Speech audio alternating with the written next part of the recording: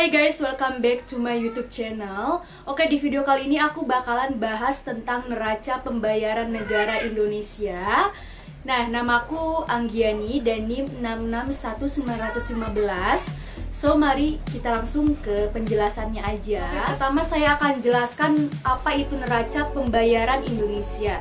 Nah, neraca pembayaran Indonesia adalah statistik yang mengatur transaksi ekonomi antara penduduk Indonesia dan bukan penduduk Indonesia pada suatu periode tertentu. Nah, transaksi ini terdiri dari 3 transaksi, yaitu transaksi berjalan, transaksi modal, dan transaksi finansial. Saya sudah catat di notes dan saya sudah merangkum semuanya. Materi-materinya saya sudah ambil dari Google dan lain-lain. Baik, kita langsung ke pembahasannya. Nah, seperti yang saya ketahui bahwa Bank Indonesia mencatat neraca pembayaran Indonesia kuartal keempat tahun 2019 surplus terbesar US dollar 4,3 miliar. Nah, realisasi ini tercatat jauh lebih baik ketimbang kuartal sebelumnya yang defisit US dollar 46 juta.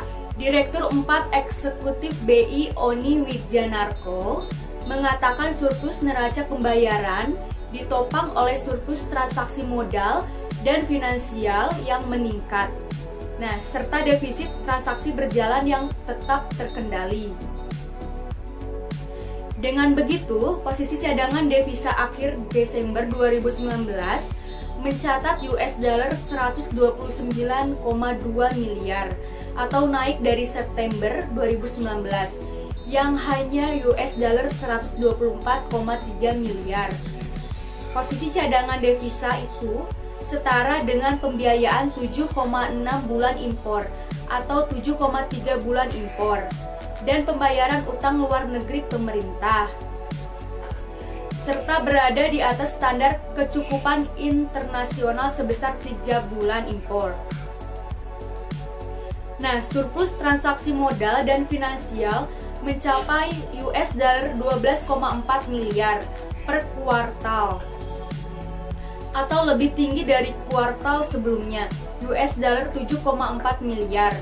Besarnya surplus didorong oleh tingginya arus masuk investasi portofolio yang bersumber dari penerbitan obligasi global, baik pemerintah maupun korporasi. Selain itu, investasi lain juga mencatat surplus sejalan dengan penarikan simpanan bank di luar negeri oleh pelaku domestik dan bertambahnya penempatan dana non-residen di bank dalam negeri. Hal itu mencerminkan tingginya kepercayaan investor terhadap prospek perekonomian domestik dan imbal hasil aset keuangan domestik yang tetap menarik. Secara keseluruhan, neraca pembayaran sepanjang tahun surplus US dollar 4,7 miliar atau membaik dari tahun sebelumnya yang defisit US dollar 7,1 miliar.